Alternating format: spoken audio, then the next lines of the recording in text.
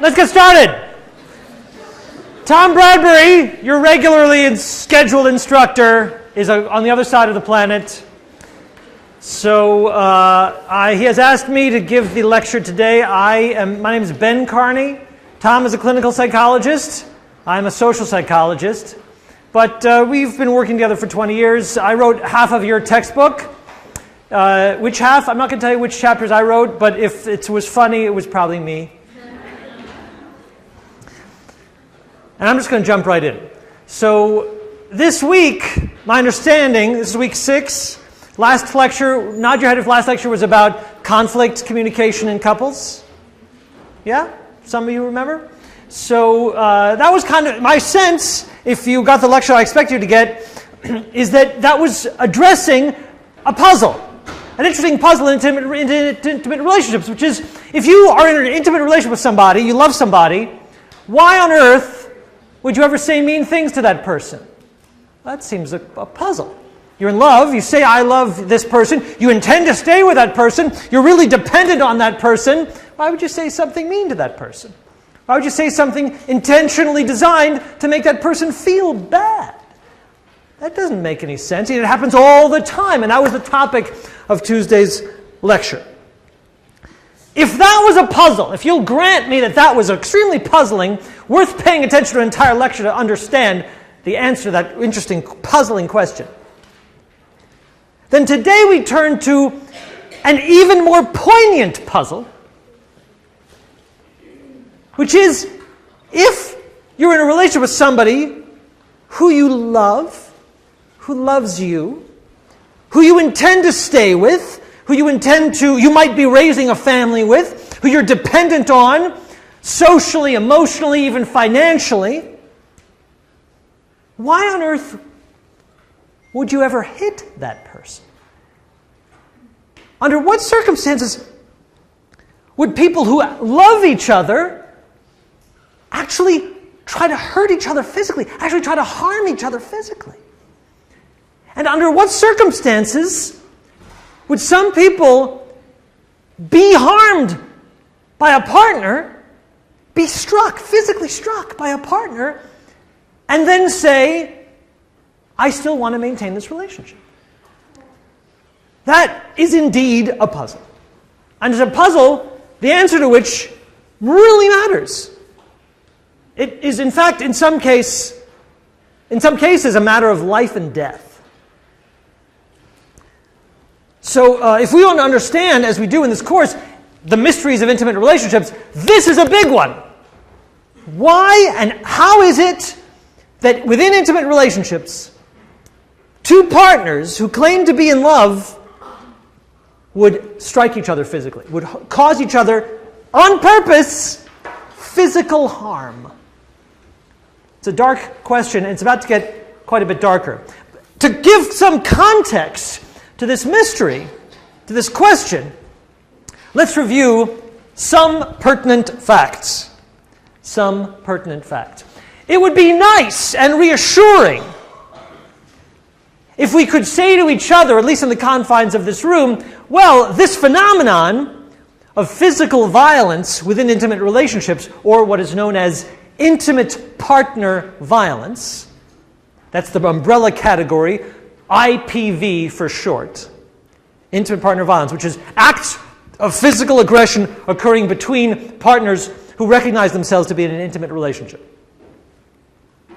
It would be nice and comforting if we could say, well, it doesn't happen that often. It's an extreme rare event.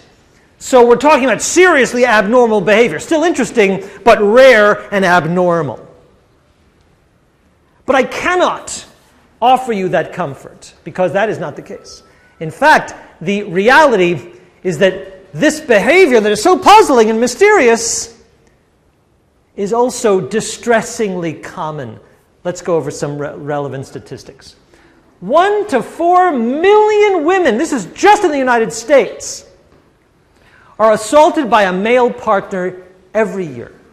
Now, that's a big range, as you can imagine. Wait a minute. Is it 1 or is it 4? I mean, that's a big difference. And the reason that range is so wide, is that it's very, very hard to get accurate estimates of this.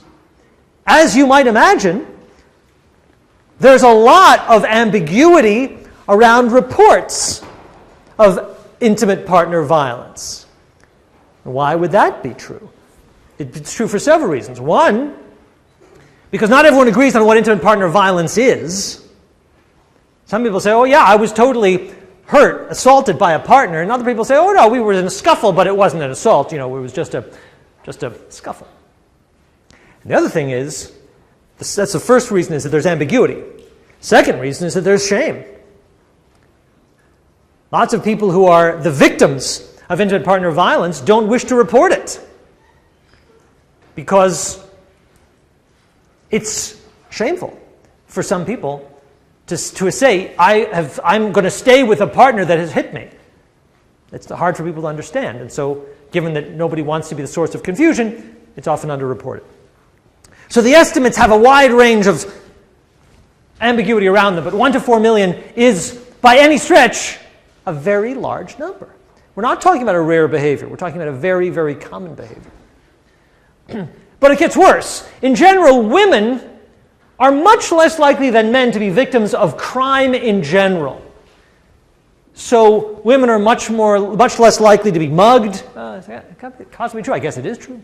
Women are less likely to be victims of a lot of different types of crime. But when the crime in particular is relationship violence, then women are 5 to 8 times more likely to be victims. As we'll discuss, intimate partner violence does go both ways. Men can be victims of intimate partner violence.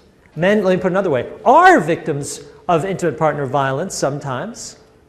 But most of the time, the vast majority of the time, we are talking about a crime where women are victims. And men are the perpetrators. Not exclusively. I'm not talking about the guys in this room. But I'm saying that in the population, when we're talking about this phenomenon, it is a phenomenon of violence against women perpetrated by men. For the most part. Violence by an intimate partner accounts for 21% of all violence against women. Think about that. It's a horrible thing to think about, and unfortunately, we have to think about it if we're going to talk intelligently about this phenomenon.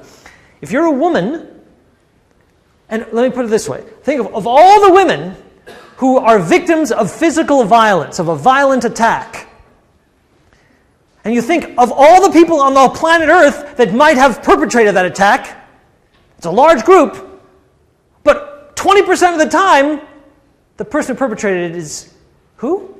A stranger? 20% of the time is who? A family member? A sibling that you're mad at? No, it's the person who claims to be your lover. It's the person who says, oh, I'm your partner, I'm your intimate partner. Which is shocking, right? That should be the least likely person. The person who says, I love you, I want to be in a relationship, I'm married to you, we have children together, or whatever, like we have a bond of interdependence. And yet that's the person who's far more likely than a stranger to be perpetrating violence against a woman. Whereas for men, of the men who experience violence, only 2% of the time is the perpetrator of that violence their intimate partner. 98% of the time, it's by some other person, often another man. And just to bring it home, according to the recent data from the U.S. Department of Justice, a third of all women who are murdered, all women who are victims of murder, are killed by an intimate partner. Which again, just takes that mystery that we started with and makes it all the more unfathomably mysterious. If you're a cop, that statistic makes your life a lot easier. If you come across a murdered woman, you've got a 1 in 3 chance of knowing who did it just by going and tracking down the boyfriend or husband or partner. That's astounding. You don't have to know anything else, but just statistically, 1 in 3 times, it's probably her closest male companion that did this terrible violent deed, the ultimate violent deed. Now, we didn't always know this. For a long time, violence against women by their intimate partners, again, intimate partner violence, IPV, was not considered a topic worthy of study because the assumption was it was very rare. And it was only in the 1960s and 70s, just around the time that intimate relationship science began its blossoming, that social science also turned to the phenomenon of intimate partner violence. If we're studying intimacy, suddenly we can also study intimate partner violence and sex and all sorts of other things that used to be considered unsuitable topics for science. So once we started studying it, a lot of ideas about violence in couples began to be examined systematically, and lots of ideas that people had proved to be false, proved to be untrue. And let me spend some time now debunking some myths. Before we can talk about the whys of intimate partner violence, the how does it come about, let's make sure that we bust through some of the illusions that people have, so that at the very least you can go out and set people straight when you have discussions of this phenomenon. So there are some myths that are widely held, that in fact social science proves to be false. Let's talk about some of them. Here's one that I've sort of been hitting already, which was the idea that intimate partner violence is rare. Well, clearly, I've already explained it ain't rare. But let me tell you a little bit more about some research that made this point. So again, until recent decades, when I say recent, I mean until certainly about 50 years ago, which is still pretty recent if you think about science, intimate partner violence was basically ignored by social scientists as a rare, extreme behavior, highly abnormal, for all the reasons that we might understand. That people who love each other aren't going to be hitting each other. People who love each other aren't going to be killing each other. That just isn't going to happen, unless you're like with some kind of crazy psychopath. And there aren't a lot of crazy psychopaths in the world. It was Straus, in 1980, who was one of the first to debunk this myth. And the way he did it is, he was doing a random representative telephone survey of the United States. He was surveying adults in the United States, large sample, 2,100 adults. That's as large as any telephone survey of any topic. And one of the questions on this survey, actually one set of questions, had to do with intimate partner violence. I'll tell you how he measured it in a second. But what he found was this. When you called people up randomly on the phone and you ask them, hey, have you ever engaged in a physically aggressive act towards your intimate partner? He found that 12.1% of husbands said, yeah, I totally have. Either within the recent period, within the last few months, I have. That's 10% of the population. I mean, if that's a representative sample, that's over 10% of the population of the United States husbands saying, oh yeah, sure, I smack around sometimes.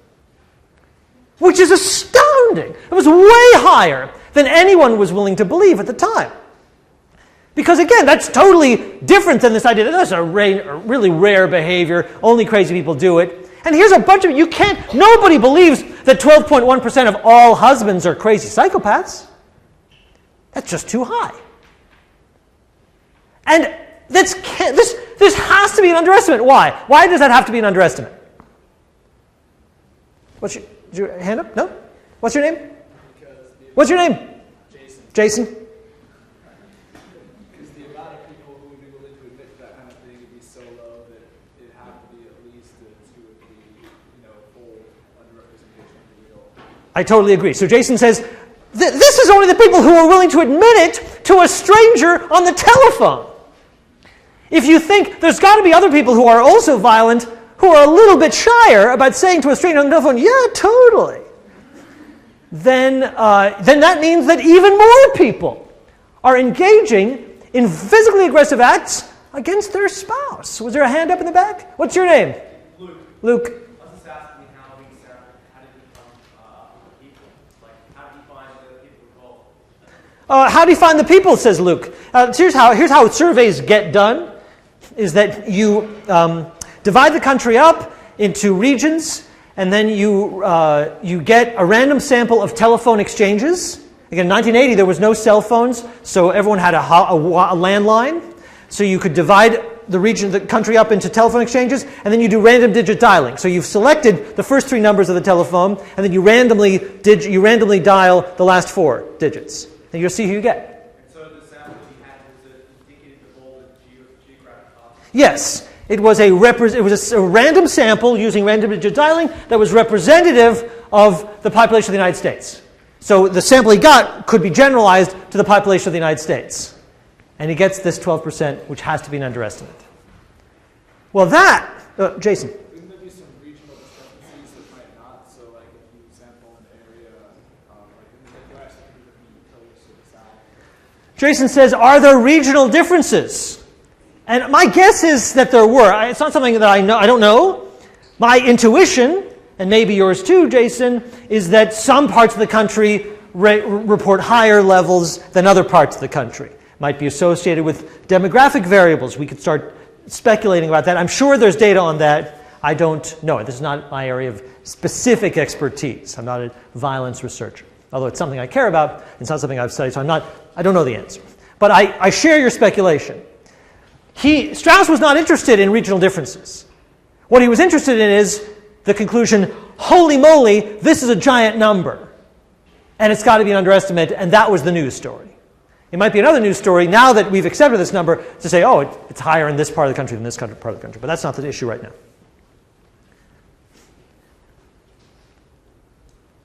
So that really got people talking. If the phenomenon is that widespread, then we can't ignore it. Then we have to study it. Then suddenly we're like, wait a minute, we're not studying abnormal behavior when we study partner violence. We're studying something that's a big part of people's lives. So let's know more about it. And one of the first questions is, does that mean that a large portion of people who are in marriages, for example, are miserably suffering through violence and abuse? Well, it turns out, and this is crazy. At least it is if you are not in a violent relationship. If you have not experienced violence in your life, you're like, well, violence is what those unhappy people do, right? But it turned out, so the idea was, wow, well, violence is something that happens in terrible relationships. Like relationships, maybe they start good, then they get bad, then they get real bad, then they get violent. But actually, a number of studies started showing that there were couples who actually report being pretty happy with their relationship and report violence, physical violence occurring within the relationship. Some of those studies were conducted by me. And again, I'm no expert in it, but believe me, the last thing I wanted to do was say, oh, violence, totally awesome, people are in great relationships and they're totally violent. I did not want to ever say that in my life. But it so happens that with study, that Tom and I are collaborators and have been collaborators for 20 years or so, and the data studies that we do are newlyweds. Newlyweds, real happy newlyweds. And especially when you first measure them. Like, so when we used to study samples of newlyweds, right after they got married, for the first time, they couldn't be happier. There are big smiles on their faces. And we asked them a bunch of questions. And one of the questions we used to ask are the same question that Straus asked, or, by the way, do you ever hit each other? And 50% of newlyweds in our studies, me, report some physical aggression. I don't know about you. I have a daughter. She's 13. And I would like to say, if you're in a relationship and someone strikes you, that's the end of the relationship. I would like to say that to my daughter. I haven't yet. It's a little early. She's 13. But clearly, that is not the case. For a lot of people, Half of the newlyweds are like, yeah, we're so happy we're newlyweds. Oh yeah, we hit each other once in a while. It's not a deal breaker, is the point. I would have said to my daughter, it's a deal breaker. It's not a deal breaker for lots of people. It's not a deal breaker. What's your name? Maya. How did you guys define physical aggression? We'll get there. Yeah, it's a great. Maya says, well, wait a minute. How did you define physical aggression? That's a good, really good question. I'll tell you in a second. We're not the only ones who find this. Dan O'Leary, major physical violence in intimate relationship researcher. He's probably retired now, but he was at Stony Brook for many years. And Dan O'Leary and his colleagues did a study of engaged couples. Okay, so they got couples who were planning their wedding. Engaged couples planning their wedding. And he asked them, hey, how do you ever hit each other? Have you ever hit each other? And a lot of them, close to 50%, said, yes, we have engaged in physical violence. And most of those people continue to go on and get married. In their longitudinal study, they followed these engaged couples over time, and many of the couples who said, yes, we engaged in physical violence, still got married. So clearly, not a deal breaker. Clearly, there are couples who are going to tell you, yeah, we are violent, and I still totally want to marry this person, and I totally want to, and then I'm going to get married to this person. So something's going on that from the outside seems very mysterious, that is not being understood very well. Tell me your name. Juan. Did they ask if it really drastically changed if their decision on being married? Juan asks, did the researchers ask if the violence affected the decision to get married? I don't believe that they did. They did not ask that specific question, which is a good question, Juan. What they asked was only, tell us how happy are you in your relationship. People are like, oh, I'm pretty happy in our relationship on average. And have you ever been violent, or have you been violent in the last 3 months? And a high proportion said, yes, we've been violent in the last 3 months. And the presence of violence in the last 3 months did not help us to understand which couples went on to get married. The violent couples were just as likely to get married than the non-violent couples.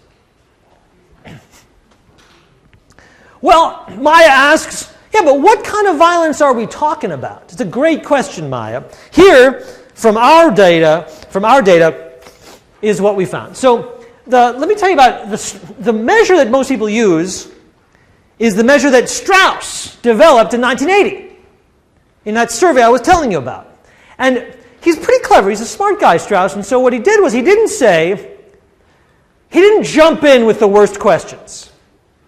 He developed the scale so that there's a lot of questions about violence, and each question builds in severity. Does that make sense? So you don't ask people, hi, okay, how old are you? And where do you live? And did you ever beat up your wife? No? That's not how it goes at all. But rather, he builds to it. So the questionnaire says, by the way, lots of people have disagreements in their marriages. And we want to know about the kind of things that happen between you and your partner when you have a disagreement in your marriage. And the first item is, how often in the last 3 months did you, and then there's a list of behaviors that could happen in the last 3 months, did you talk about it calmly? Oh, really often.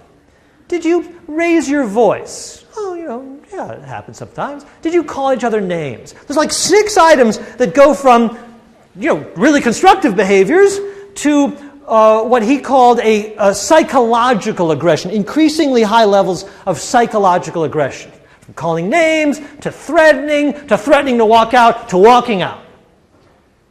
All of that is unpleasant. That's not good behavior. But it isn't physically violent. Then, the next items are increasingly high levels of physical violence. And these are the items. So, through something. That's like I could throw a cup. If I say, that's still a physically threatening act. Tell me your name? Leah. So with this, is this the violence against the wives and against the husbands, or are these pink bars showing the violence of the wives with men? Leah, is that right? Leah asked a question, and I'll get to it. But I'll tell you what this figure is showing. This figure is showing self-reports of own behavior. So this is people saying, this is what I have done the last several months. And Leah's jumping ahead, noticing something interesting about this figure, which perhaps other people are noticing as well. I'll draw attention to it in a moment. But first I want to draw attention to the biggest and the most frequently endorsed items are, not surprisingly, the mildest items. So threw something. I threw a plate. I threw a cup. Pushed, grabbed, or shoved. You can imagine that kind of behavior happening. Like, hey, wait a minute, you're not leaving. And I grab you roughly by the wrist. Or I push you down. Or I shove you against the couch or the wall of the bed. Slapped. You know, that's a little bit more intense now. Now I'm not just pushing you. I'm actually striking you with an open hand. Kick, bite, or hit. Now we're getting more severe. And as you can see, as we get more severe, there are fewer people endorsing it. But still, lots of people. Hit or tried to hit. Clearly, this should not appear on both, so there's an error here. I'm not sure. I have to fix that. Here's beat up spouse. Not very many people admit to that. But not zero either. Threaten with a knife or gun. I mean, if you're threatening with a weapon, that's incredibly, incredibly threatening behavior. And then used a knife or gun, and we had nobody endorsing that in our newlywed sample. Oh, good.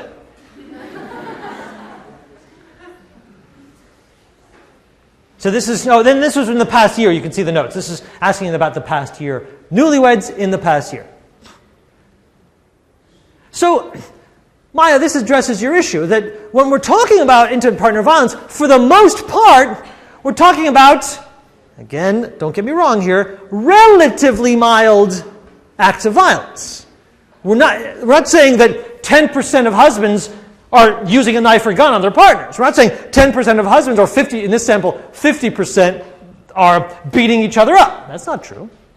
What we're saying is, what percentage admit to any of these things? Any of them? And the answer is half. Half endorse at least one of these things.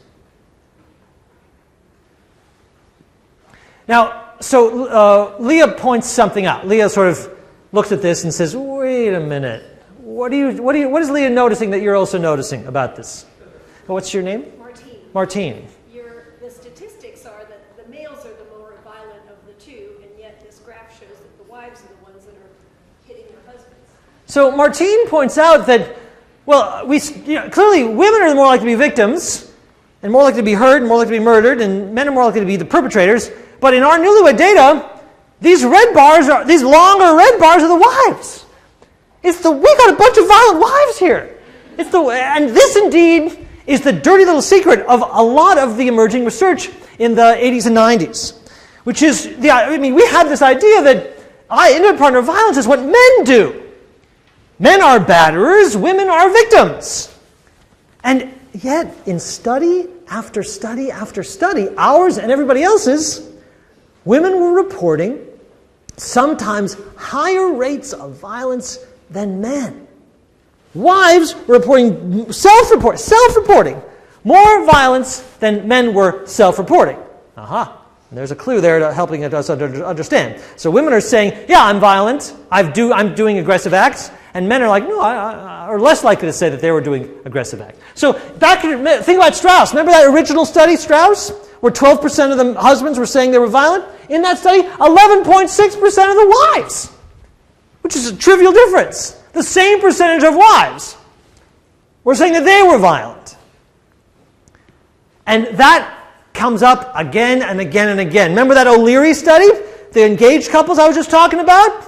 31% of the men, 44% of the women were self-admitting to violence. In Erica Lawrence, friend of mine, we grew up together in graduate school, like we went to graduate school together, so this is data we all collected together. In her 2007 paper, 29% of the men, 46% of the women, twice as many women self-reported than men. Schumacher and Leonard, different study, 37% of men, 48% of women. So much more women, it's like this is significant differences here. Much more women are admitting to being violent in their relationships than men. What do you make of that? Have we been wrong this whole time? Maybe, so men, clearly, men are the victims, right? What do you make of that? What's your name? Savion. Well, I might be kind of talking about this, but it might also be that men just aren't reporting it as much, that they're not admitting to it, maybe because of like the stigma of it. They don't want to be like an abusive husband, but also because maybe they're fearful of getting in trouble. Okay, great. So Savion says, okay, we're going to try to understand this, right? And Savion gives us a couple good ways to understand it. One is, men might be more likely to be underreporting. Men might be more likely to be basically lying and not for refusing to admit it, where women are more likely to admit it, because if a woman says, oh, I hit my husband, there's less stigma. You don't immediately say, oh, then you must be an abusive wife.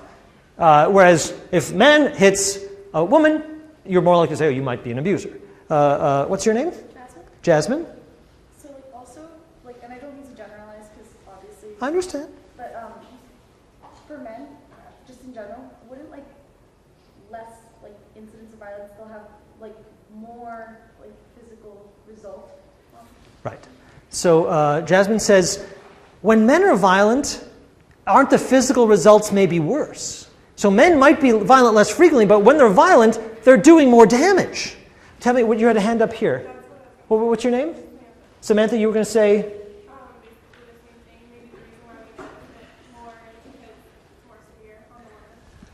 So Samantha and Jasmine are making the same point, that maybe it's that women are saying, yeah, I totally slap around my husband, but I don't do any damage to him, whereas when a husband slaps around a wife, there's damage done. And there's some evidence that this is true. Luke? The damage we're referring to is not only physical, it's obviously there's emotional damage as well. Absolutely. There's emotional damage possibly all over the place. We're talking specifically about men are capable of inflicting more physical harm to wives than wives are to husbands, given their differences in size on average. So the point is, the Straus measure, people hate the Straus measure.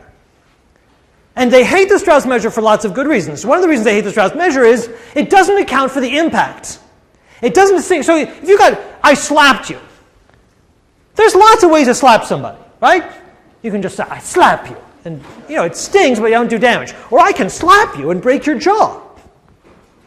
And the Straus measure does not measure what was the impact. Did you go to the hospital? Did you need a doctor? Were you bruised?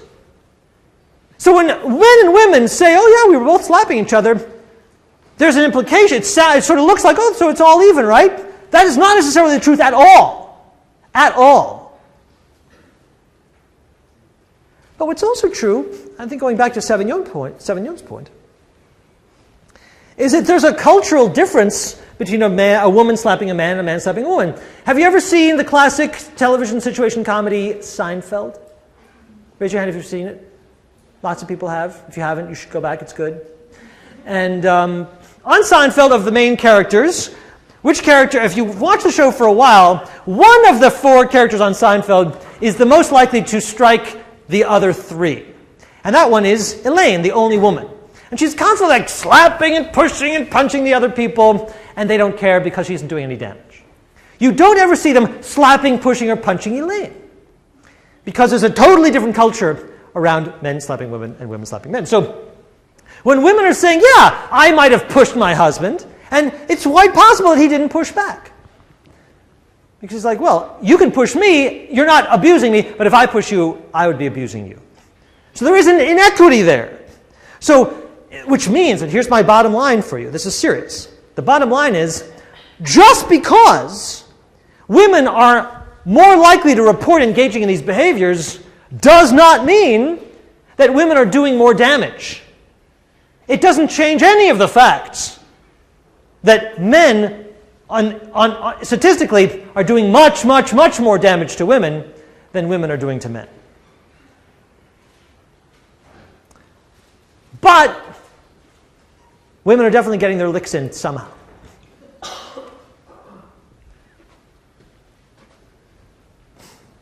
Another myth around intimate partner violence is the idea that, well, who would stand for it, right? Who would stick around after a partner has hit them? And the initial idea was the only people who would ever stick around are the people who are incapable of leaving, which would say like people who are married. So if you're married, you're financially dependent on a partner, you have kids together, you have a house together, you can't leave, it would be too costly to leave, so you're stuck in an abusive relationship, a physically abusive relationship. But if you weren't stuck, if you could leave, of course, the minute that someone struck you, you would walk right out because you don't live together, it's not an issue. Or you don't share kids, you don't share a marriage license, it's not a big deal. Turns out, though, that is not the case. Intimate partner violence, nationally, is highest in cohabiting couples. Higher than in married couples. Then in married couples, and then it is, in fact, lowest in dating couples. Which suggests something about the role of intimate partner violence, that it's not necessarily something that only happens when somebody's trapped. It happens most when people are a little bit trapped because they live together, but not totally trapped by marriage. Married couples are less violent than cohabiting couples. And then here's something really depressing. Intimate partner violence is as common in college students, is as common as here among college students and even in adolescent couples. So now they've started to ask, like high schoolers, hey, do you ever get into is there ever any physical violence? And there are very, very high rates among college students and among high school students. Now again, here's why that's so surprising, is that college students typically don't live together. They don't share a lease or a mortgage or children. Adolescents, for God's sakes. High school students don't even share anything. They're like, okay, bye, I'm going home to my house and you're going home to your house. So there's no reason to stay together if there's violence. And yet it happens. And yet it happens. Violence is a part of all of these relationships. So what sort of opened up, what happened to the field is that our eyes were opened up to violence as a big part of lots of people's relationships. And all the academics for decades were like, oh my goodness, violence, that's only something that all these terrible people are doing. Well, either there's a lot of terrible people, or violence doesn't always mean what we think it means. So, by the early 1990s, after 10, 15 years of this research, there was a lot of controversy. Because all these social scientists were saying, oh, now we know something about violence that we didn't know before, which is that intimate partner violence it's relatively common. It's pretty much a mutual thing. Husbands and wives, men and women are engaging in it similarly. And it's really not that bad. It's not related to satisfaction at all. You can be in a happy relationship and still be fighting with each other. Not what we thought. What a surprise. And meanwhile, throughout all this time that the social scientists were collecting these data, there were also clinicians and practitioners working with abused women in battered women's shelters. That didn't stop happening. That didn't go away. That was a constant phenomenon. And those people looked at all that research and said, that's bullshit. We do not believe that at all. You are missing the boat. Come in here to my battered women's shelter. Take a look at these women who are terrified of going back to their house. Take a look at these women who've been killed by their partners and tell me that that is common, mutual, and unrelated to relationship satisfaction. Look me in the eye and tell me that. That is nonsense. You are missing the boat. And the social scientists said, well, I'm not trying to put down what you're saying, what you're doing. I'm glad you're doing it, but I'm just telling you what the data show. And the people in the battered women's shelter said, well, then your data are wrong. And those two sides hated each other for a long time. Because the people working with battered women said, you're trying to undermine what we're doing. by saying it's mutual, by saying it's not that bad, it's real common. What we're seeing here, what the Battered Women's Shelter was saying is, we're seeing something that is rare but terrible. We're seeing these murderously rageful husbands and real serious victims who are barely able to fight back. Don't tell us that it's this common mutual thing. Don't do it. And the social scientists are saying, we don't have an agenda, there's just the data. How did this controversy get resolved? Got resolved in an interesting way. And one of the main guys who did the resolving was a sociologist at Penn State named Michael Johnson, was his name. I remember in the mid-1990s, I got to see him speak. I got to see him give a talk on this subject, where he gave basically this much of the lecture so far. He basically gave this lecture. And he's an interesting guy. He's kind of a relic of the 60s, big beard and sort of untucked shirt and Birkenstocks. And he was saying, there's these two kinds of data on intimate partner violence. There's this one picture that says it's kind of a common part of relationships. There's another picture that says it's this very extreme behavior that absolutely kills women. And he said, well, here's what's going on. What's going on is there are two types of intimate partner violence, two totally different phenomena, and the social scientists are measuring one, and the battered women's shelters are treating a different phenomena. They're not the same thing. They're different people. And it was a mind-blowing insight. I mean, it's kind of an obvious one in retrospect, but at the time it was mind-blowing. To say, oh, in your surveys, you've been measuring a different thing than you haven't been measuring the people who go to women's shelters. The women who go to shelters don't pick up the phone because they're not allowed to pick up the phone because they're being dominated by their murderous husbands. The people who are willing to come in to my newlywed research are not the ones who are fleeing to battered women's shelters. The ones who are battered women's shelters don't show up to relationship research on newlyweds. So he gave them names, these two different phenomena, and he said, what the social scientists are studying in their surveys, where they're asking a bunch of couples, oh, by the way, which ones of you are violent? And the ones who say they are violent are engaging in what Michael Johnson called common couple violence. That's what you measure on surveys. And he said common couple violence is what happens when fights get out of hand. And yeah, it's mutual, because it's one person getting so angry that it gets fighty, and the other person fights back, and now they're fighting with each other. It happens after an argument. It happens as part of an argument that goes really bad. And yes, it's mutual. It's reactive and emotional. I wasn't intending to be violent, but I just got so mad, and you got so mad. Alcohol is often involved. This happens a lot. But it's not always considered the biggest problem for the couples who experience it.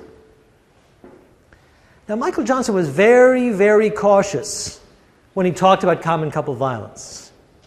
To make this point, common couple violence is not okay, and common couple violence is not safe. He made it a very clear point to say common couple violence can be fatal. And when it's fatal, it's most often fatal to women. Women absolutely die when they get into fights with their husbands or their male partners, and those fights get out of hand. But that's an example of a fight that's emotional, that gets out of hand, and then becomes fatal to one or the other party. He said, battered women that show up in shelters are victims of something else, a different thing. And he called that other thing intimate terrorism. And he said, this is a whole different beast. This is what police and crime records are measuring. This is motivated, and he said, and what's key here is that intimate terrorism is a pattern of behavior from one partner against another partner with the motivation to dominate and control the victim. It involves physical abuse and emotional abuse.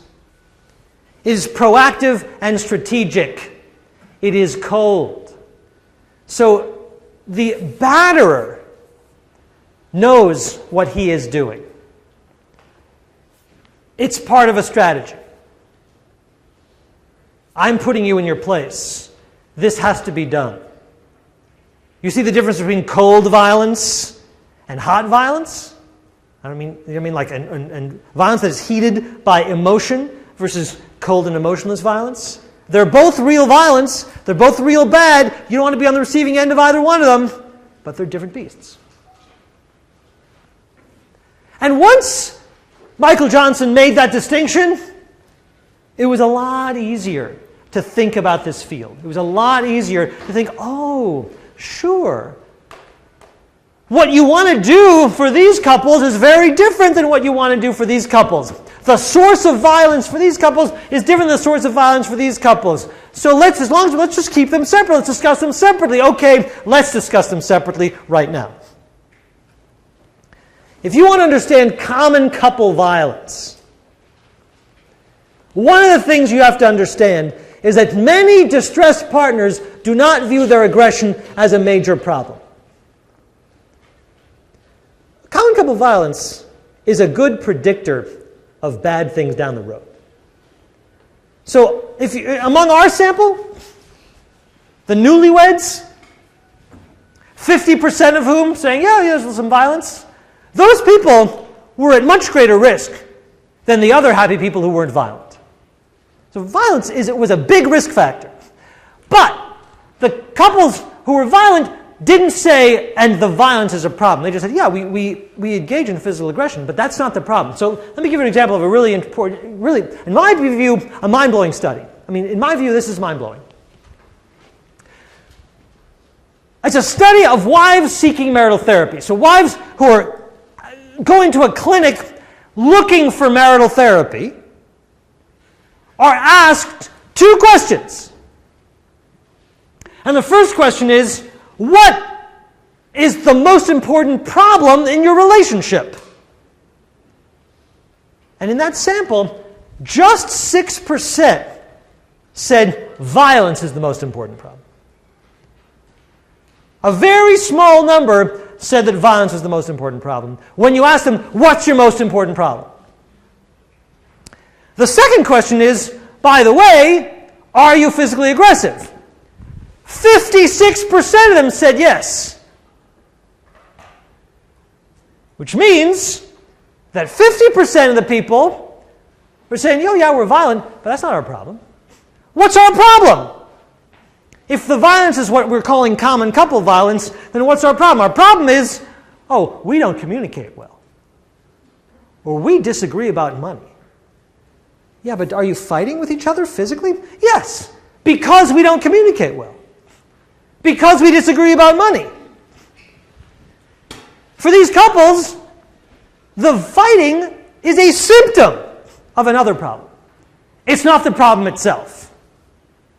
Now, if you're a therapist and you're squeamish about violence, and you run into these couples and they say, yeah, we're violent, you might say, oh my God, we've got to deal with your violence. And the couple's like, wait, that's not, the violence will take care of itself. We got to deal with this other issue. We disagree about something, or we drink too much, or we don't communicate effectively.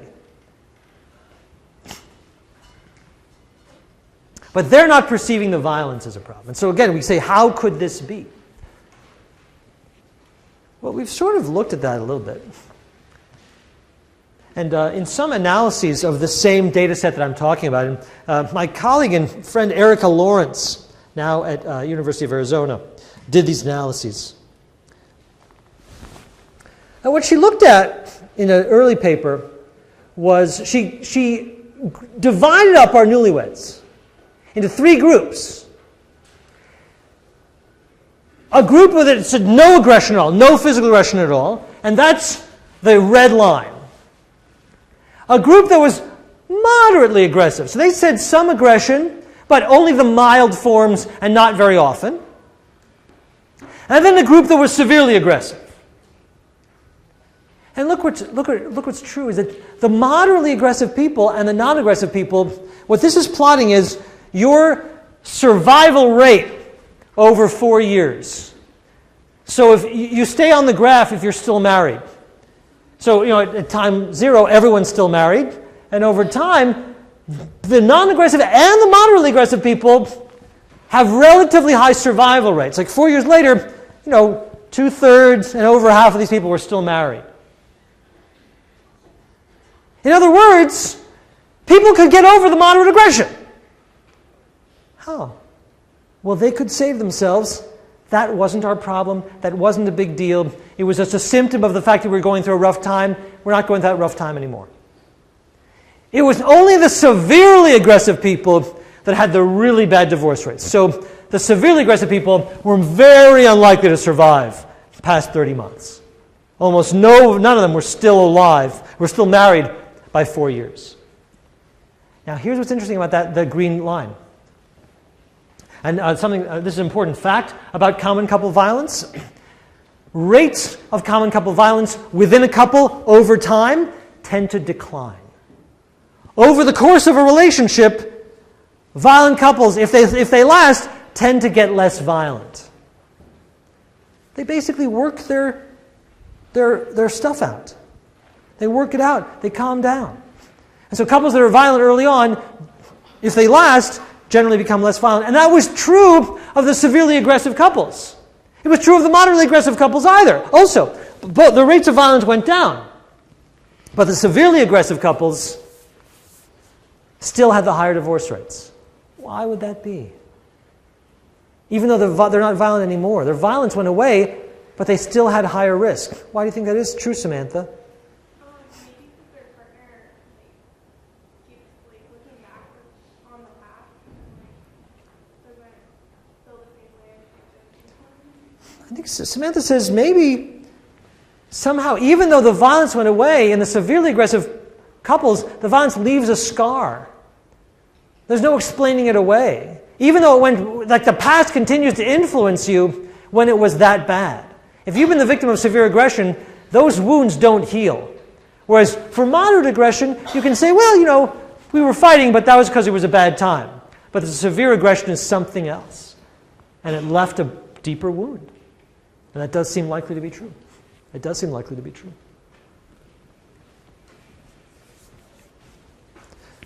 So that's common. So any question about common couple violence? And I'm going to talk a little bit more about intimate terrorism. But common couple violence, the bottom line is, yes, it's pretty common. It's something that happens when fights get real extreme. But in the moderate cases, it doesn't seem to leave a lasting damage. I still don't advise it. But clearly there are couples that can get over it when it's moderate. Maya. No, not Maya. What's your name?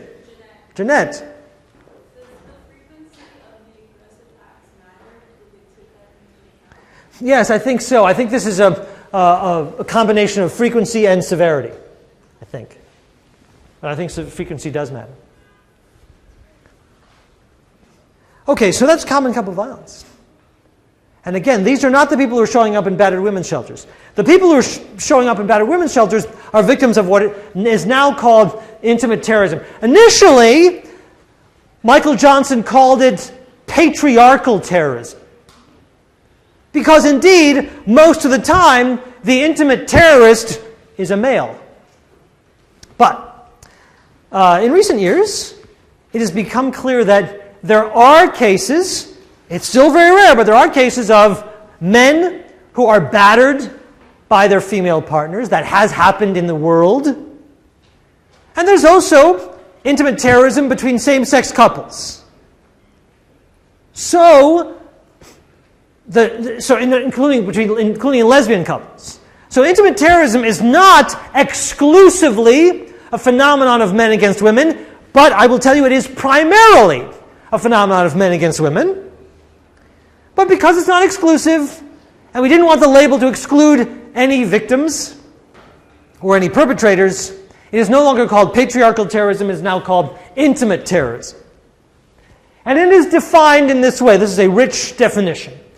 It is a systematic and sustained effort to control and dominate a partner through physical violence, verbal and psychological abuse, sexual coercion and abuse, economic and social control, and threats. Now, Michael P. Johnson didn't really make this up. This is what the battered women's shelters knew about for a long time. And way earlier than Michael P. Johnson, battered women's shelters had been using this figure to help understand what happens to battered women. Raise your hand if you've seen this before. No, just a couple people. Well, this isn't something that is it's a figure, it's a graphic that is used to explain the phenomenon of battering, of intimate partner battering, in shelters, and to the women who are the victims, so they can understand what's been done to them. And the idea is that at the center of the phenomenon of battering is power and control. Battering is something that one partner does to exert power over and control and dominate a partner. The wheel, the rim of the wheel, of this wheel, is the threat, physical abuse and the threat of physical abuse. So it says physical abuse, punching, kicking, grabbing, pulling hair, choking, slapping, hitting, shoving, pushing, tripping, twisting arms, knocking down, beating, biting, using a weapon. That, the ability of one partner to inflict physical harm on the other partner surrounds everything that happens in the phenomenon of battering. Everything else that happens because it is bounded by the threat of physical violence. But if I have let you know that I am capable of hurting you,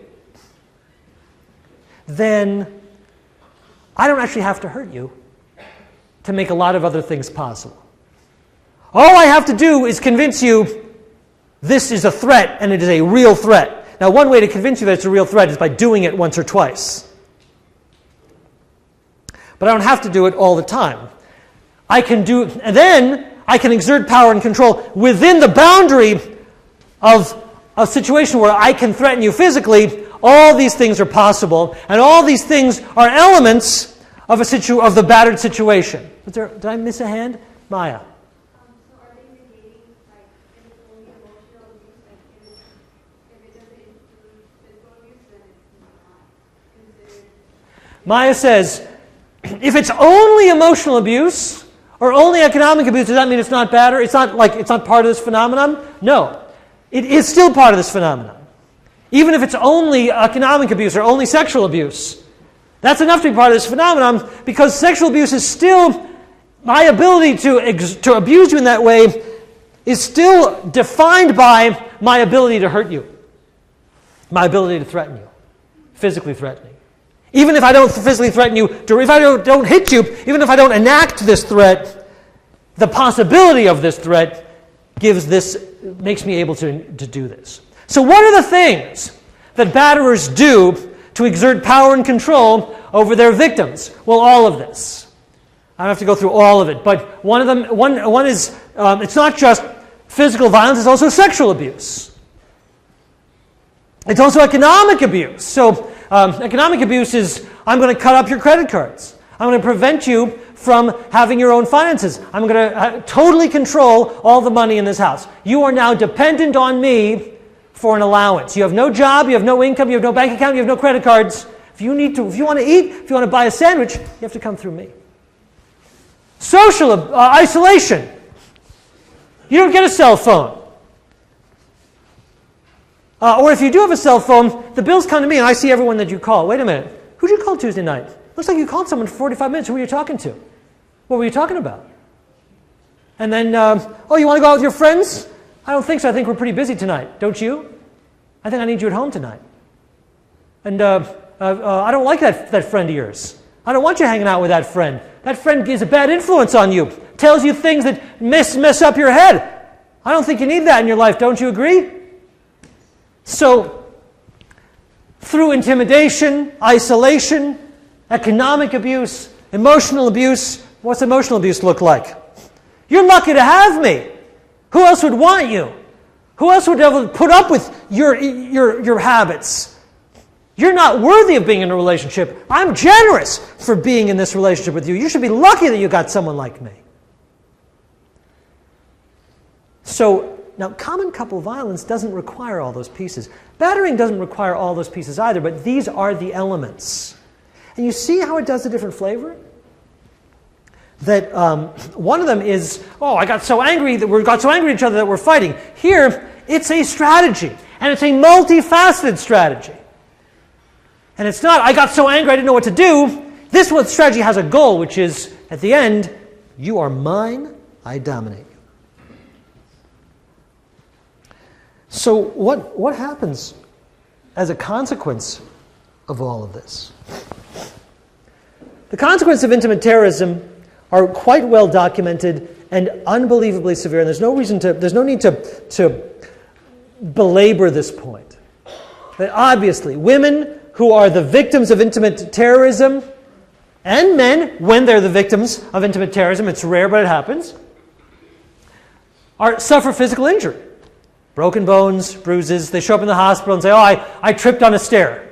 Because it's very shameful. People are ashamed to say, this person who I've hitched my wagon to, who I share a home with, I made a very, very, very bad decision in doing so. Because now I'm a victim. It's an embarrassing admission for many people. You get psychological problems. It's a big predictor of depression, of anxiety disorder. Women who are victims of intimate terrorism show symptoms of PTSD. They look just like soldiers coming back from Afghanistan. Needless to say, isolation is a big part of it. Women who are victims of battering don't know where to turn for two reasons. One is they've been isolated by the batterer. And the second thing is they don't know who can I go to and say I've been battered. They don't always know. You might say, go to a women's shelter. Go to a battered women's shelter. Oh, good advice. Where's the battered women's shelter exactly? Do you have the number on your head? Do you have the number somewhere? It's not always easy to find. Maybe you don't live near one. What are you going to do? How are you going to get there? Take the bus? Which bus goes to the battered women's shelter? You're going to drive your car? You don't get to drive the car because he's got the keys.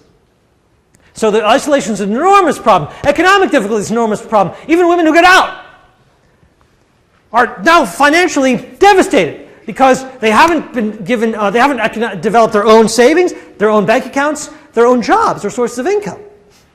So the victims are often economically really challenged. Let's not even begin with the impact on children there's a huge literature on children as battered children, abused children. Very, very, very, very bad thing in the world. You know what else is bad? Children who witness their caregivers, like their moms, being battered. When children are witnesses to abuse, domestic violence, or intimate partner violence, it's got enormous bad impact on children's outcomes. Juan. Yeah, there's a video that I know about. It portrays a child growing up with an abusive parent, and it shows him one day with his girlfriend and him abusing her, and just as before, she wasn't doing it. Yeah. We'll talk about that a little bit. Juan is talking about the transmission of violence from one generation to the next. We'll talk about that in a little bit. And of course, just point out that people die. Intimate partner violence and intimate terrorism kills people.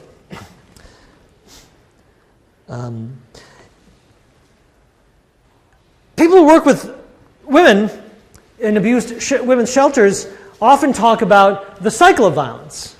Like, how does intimate partner violence develop over time in the relationship?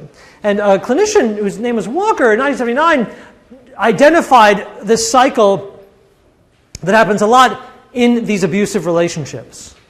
And again, now we're talking about the terrorist relationships. And they talk about the cycle that starts at tension building, where the male's hostility is sort of building and escalating. So this is during a period where the tension is rising because he's getting angrier and angrier and starting to monitor and starting to accumulate resentment and saying, wait a minute, you're making me mad. Dinner wasn't on the table when I asked you to. You came home 15 minutes later than you said you would. Who were you talking to? And so there's mounting suspicion. The tension is released during the acute battering phase. Now she comes home, she's made her 6th mistake on his list of mistakes, and he says, I can't take it anymore, and he pulls out the belt or he pulls out the fist. What keeps the cycle of violence alive is the contrition phase. And the contrition phase, what often happens is that the batterer afterwards says, I am so sorry that you made me do this. I'm so sorry that this is what it took to tell you a lesson. And now let me buy you flowers. And now let me be sweet to you. And the victim says, oh, thank God. I mean, I've been so scared for so long. Now I'm beaten up and bruised, but now you're being nice to me. Maybe this time it'll last. In fact, it's so worth it. Because now you're being so sweet. I remember why we're in love. And you're being so sweet. And she's like, yeah, that's great. And he says, okay, don't tell anybody because that's behind us now. So she doesn't tell anybody. And the cycle begins again as the tension begins to build again until the next acute battering phase. And women who are victims in this cycle have been known to report that the tension gets so strong and she knows what's coming. So some women report, I just triggered it. I know what sets him off, so I triggered it just to get it out of the way. Just to get it through it so we can get back to this phase. But it's a cycle that doesn't change. So, women who are entrapped in this say, maybe this means it's over, and it isn't over. It just goes back. Was there a hand? Question? How are we doing on time? Oh, 7 minutes? My goodness. Well, let's get to this crucial issue then. Crucial issue in intimate terrorism. Why do women stay? Decades ago, there was a naive idea that the women who stay are somehow masochists or have such low self-esteem they somehow think they deserve it. They like to be punished. Very few people believe that anymore. That's not the idea. The idea now is that for the most part, women stay with intimate terrorists because they're terrified of leaving. And what are they afraid of? What would happen if they left? What are they afraid of? Being killed. Being tracked down and killed. Is that a reasonable fear? Sadly, it's a very reasonable fear. Crazy men track down and kill their partners all the time. And you read about it in the newspaper all the time. A guy gets mad, goes home, shoots his family, and then shoots himself. He can't just shoot himself. He has to take his family with him. Happens a lot. And if you're a woman, you are paying attention to that. And if you know that your man is violent, there's every reason to be afraid of setting him off. But also there's financial dependence. Where are you going to go? The women who stay longest in abusive relationships are women who don't have a lot of social ties, don't have supportive families. They couldn't say, like, oh my God, I left my abusive husband. Take me in, sister. Take me in, mom and dad. No, they often don't have moms and dads. So then the choice, now you're asking this choice. You stay with an abusive partner who's abusive not every day, but threatening every day, or you're on the street, or you're homeless. Now it becomes a real choice. I mean, that's a tough choice. You wouldn't necessarily blame someone for saying, maybe I'm going to stay and take my chances in this house or take my chances with this partner who once in a while says he loves me and once in a while beats the crap out of me. Social isolation is another problem. If social isolation is a part of this wheel, then why do I not leave? Because I have nowhere to go. I have no one to talk to. I'm so isolated that I don't even know that I have the option of leaving. Because I can't talk to anybody about this. Which related is the idea that I don't have enough resources or information to leave. I don't know where to go. What am I going to do? Look on the internet? I don't get a computer. There's also a sense of learned helplessness. If you've been beaten down enough, it does affect your psychology. You say, well, maybe I really have no options if you've really been a victim for a long time. There is a sense of self-blame. Maybe I brought this on myself. Maybe I really wasn't a good enough spouse. If I did better, maybe I could persuade him not to hit me again. Finally, let's not forget that there are huge gender discourses that say women should stand by their man. Stand by your man, says the song. There's lots of movies about women who stay with their husbands, even though their husbands are louts and violent, and women are taught that's your job in life, to put up with it. And there's many women who have internalized that discourse, which makes it very, very hard for them to leave a dangerous man. And finally, I just want to acknowledge that there are cases of women who say, I genuinely still love that guy. Love is a crazy damn emotion. And it is possible to still say, I love somebody, even though that person has victimized you not just once, but repeatedly. Only 3 minutes. Let me just go quickly through where do these batterers come from? Why are men intimate terrorists? What do we know about them? Well, we know, so Juan says, are intimate terrorists abuse kids grown up? And the answer is sometimes, but not all the time. Not all intimate terrorists were abused as kids or exposed to abuse as kids. And not all kids who were exposed or abused as kids grow up to be intimate terrorists. There's a relationship there, but it's not a perfect one. It's not enough to say, oh, it's the cycle, it's a generational cycle. That's a little piece of the pie, it's not the whole pie. What is true is there's something psychological going on in these men where they're very insecure about control, and so they're trying to control things in a world that feels very out of control. They tend to endorse traditional gender roles to a kind of sick degree. They tend to feel powerless in the rest of their lives, and so they're trying to exert power inside their homes. It has been associated with some personality disorders, like antisocial personality disorder and dysphoric borderline personality disorder. They tend to report extremes of jealousy, so there's some interesting research with men who are actually being treated in like anger management courses for battering husbands who've been court mandated. And they've done research where they've given those men hypothetical scenarios to read. And so what they do is they give those guys a tape recorder and a hypothetical scenario to read, and they're asked, report your thoughts, what your thoughts would be if this happened. It's like you go to a party and you see your partner or girlfriend talking to a member of the opposite sex. What would you think? And they give the same scenario to non-battering guys. Well, non-battering guys say, oh, maybe that's someone she knows from work. And the battering guys go, oh, she's trying to make me look like a fool. In other words, given ambiguity, the battering people are much more likely to interpret an ambiguous situation as a threat to their masculinity. Last 60 seconds. What are you going to do for violent couples? The moral of today's story is one size does not fit all.